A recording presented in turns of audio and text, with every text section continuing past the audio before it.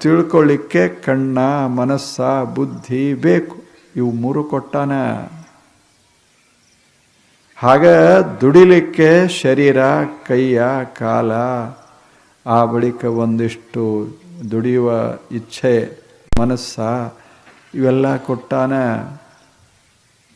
ಎರಡೂ ನಮ್ಮ ಕೈಯೊಳಗೆ ಇಟ್ಟಾನ. ನಾವು ಬಳಸೋದದ. ಈಗ ಯಾವುದಕ್ಕೆ ಬಳಸ್ತೇವೆ ನಾವು ವಿಚಾರ ಮಾಡಬೇಕು. ಅದು ನಮ್ಮ ಸ್ವಾತಂತ್ರ್ಯ. We are free to use them, either for destruction or for construction or creation. ಎದಕ್ಕೆ ಬಳಸಬೇಕು ಅದು ನಾವು ಸ್ವತಂತ್ರ.